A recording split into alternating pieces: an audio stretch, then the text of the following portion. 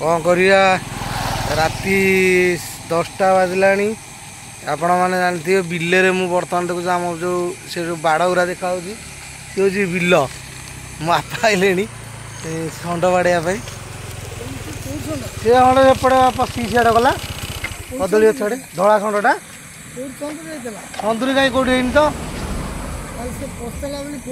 हाँ सेपटे जापटे षंड जाए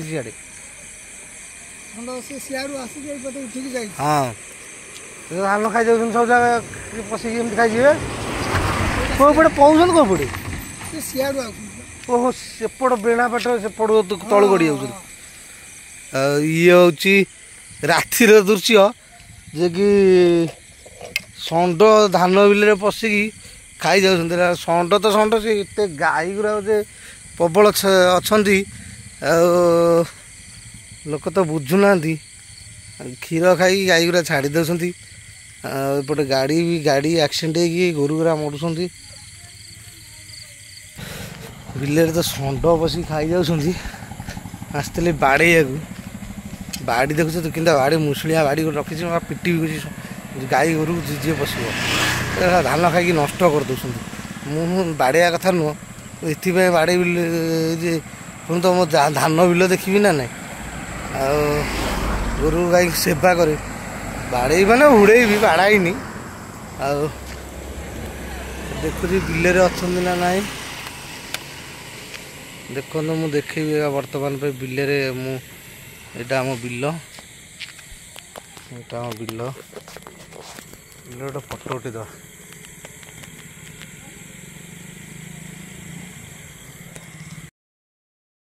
यही मानक बिल सब पशिकी आमर एमती पूरा गोड़ मुंड तार बाड़ दिखाई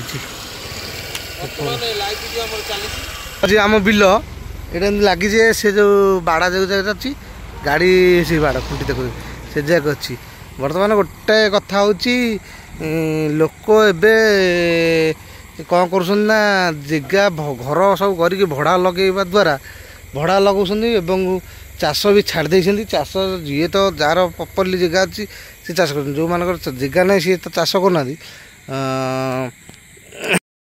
प्रॉपर्ली जगह अच्छी से माने चाष कर जो मैंने जगह ना सी चाष करना जाऊँगी टपिक छाड़ी एबे आम तो अच्छी अध घंटा घंटा घंटा रही बिल कथाटा हूँ एबे लोक ना निजे घर करुँच घर सांगे भड़ा लगेवाई घर कर से कौन कर गाई आ गुहाल रखुना गाई जब गाई जन्म कला घर को नहीं जाऊँ दुई दौरान बाछुरी रखिदे गाई की छाड़ दौरान गला से बाछुरी जो बड़ा बाछुरी भी छाड़ दौरान जदि बाछुरी गोटे अंडा पकेला ताकू जो आगुरी आम कौन करूँ षंड जो बाछुरी अंडा बाछुरी की ताको दामुरी माने धरिकी धरा हुए मेसीन जो डॉक्टर डाकी धरी दो धरी सारापर जे कि दामुरी बलद कराए बलद कले चाषबास हुए एवं तो लोक चाष करना चाष न करवा हेतु जो गाई अंडा बाछुरी पकड़ा ताको षंड कर छाड़देले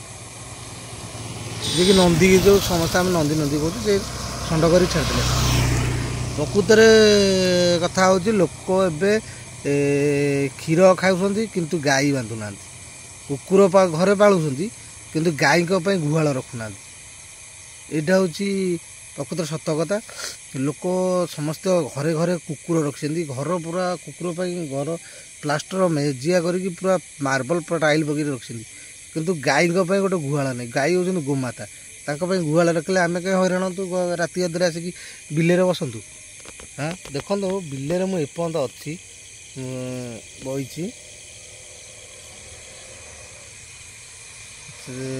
तापर देखियो एमती तो हूँ आपाई गोटे जी कौन गोटे उपाय है चाष आम जो करुचु टी उन्नति हूँ उपगत हूँ कि कौन करूँ निज जगह जेहेतु आम तो बिकबून खाइबुन कौन करूँ आम जगह आम आम रखी आम चाष करूँ खाइबू पीबू आम तो क्या दबुन से तो आम चाष आम करूँ ता सागे लोक मैंने जो निज तो घर तो रोच गुहाल को भांगी देगी घर कला भितर तुम से गंडे गोटे गुहाल बा कर गाई को रख गाई को सेवा कर गाई हूँ कहला 33 कोटी देवता गाई देहर अच्छी गाई सेवा कले सुविधा କିନ୍ତୁ ଲୋକ ଏବେ କୁକୁର ରଖୁଛନ୍ତି କିନ୍ତୁ ଗାଈ ରଖୁନାହାନ୍ତି।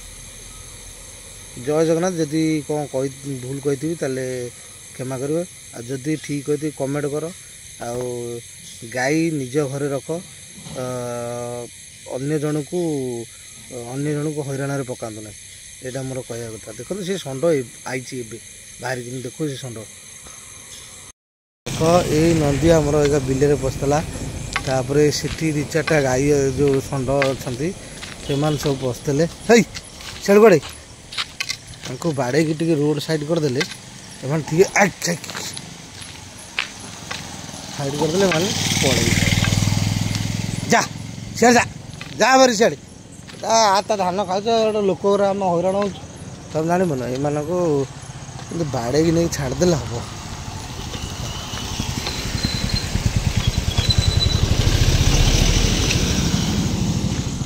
କ'ଣ କରିବା, ଏମିତି ତ କେତେଟା କିଜା ଗାଈ ଅଛନ୍ତି ଏଠି, କୁଳେଇ ଗାଈ।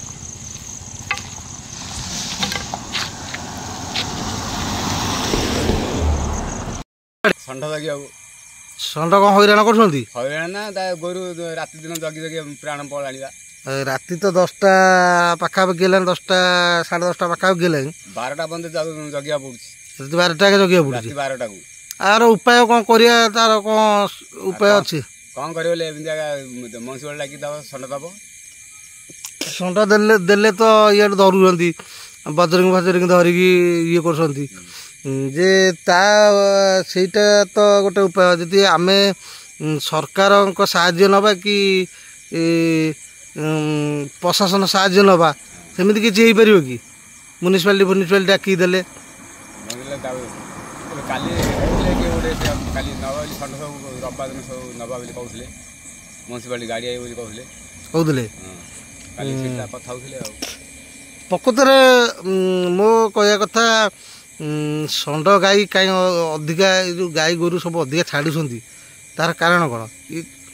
କାରଣ ଆମେ ଯେଉଁ ଛୁଆମାନେ ଯେଉଁ କ'ଣ ହେଉଛି, ସବୁ ଯେଉଁ ଅଣ୍ଡା ଛୁଆ ହେଲେ ସବୁ ଛାଡ଼ି ଦେଉଛି ଦାଣ୍ଡକୁ, ଷଣ୍ଢ ତଳେ ଛାଡ଼ି ଦେଉଛି। ଆଗରୁ ତ ଚାଷବାସ ଥିଲା ବୋଲି ସମସ୍ତେ ତାକୁ ବଳଦ କରି ଘରେ ରଖୁଥିଲେ। ଏବେ ତ ଚାଷ କରୁନାହାନ୍ତି, ଜାଗା ବିକିକି ଯେ ଯା ଘର କରିକି ମାର୍ବଲ ପକେଇକି କୁକୁର ବାଳି ରଖିଲେ, କିନ୍ତୁ ଗାଈ ବାଳିବାକୁ କହୁନାହାନ୍ତି। ଗାଈ ପାଇଁ ଗୋଟେ ଭଲ ଗୁହାଳ କରିବାକୁ ଇଚ୍ଛା କରୁନାହାନ୍ତି। କିନ୍ତୁ ଗାଈ କିନ୍ତୁ ଅଛି, କ୍ଷୀର ଖାଉଛନ୍ତି, ଗାଈକି ତାଙ୍କ ବାଟରେ ଛାଡ଼ି ଦେଉଛନ୍ତି। ଏଇ ତ ଏଥିପାଇଁ ଆମେ ଚାଷୀ ହଇରାଣ। ଚାଷୀ ଧାନ କଲେ ଲୋକ ଖାଇବେ, କିନ୍ତୁ ଲୋକ ବୁଝୁନାହାନ୍ତି। ଲୋକ ଧାନ ଗୋରୁ ଖାଉଛନ୍ତି, ଧାନ ନଡ଼ା ଜାଣିକି ମଣିଷ ଲୋକ ଖାଉଛନ୍ତି। ଷଣ୍ଢ ତ ସେ ଧାନ ବାହାରିଥିବ ଖାଇଦେବ, ତାର ନଡ଼ା ଥିବ ନା, ନଡ଼ା ଥିଲେ ଆଣିଲେ କ'ଣ କରିବି? କିଛି ନାହିଁ, ତ ଏମିତି ରହିବ। ଆଉ ଷଣ୍ଢ ତ ଏତେ ଷଣ୍ଢ ଦୁନିଆ ଦେଖିବ, 4ଟା ଷଣ୍ଢ ମାନେ କେତେ ରାତି ଦିନ ଜଗିବ କହୁନ।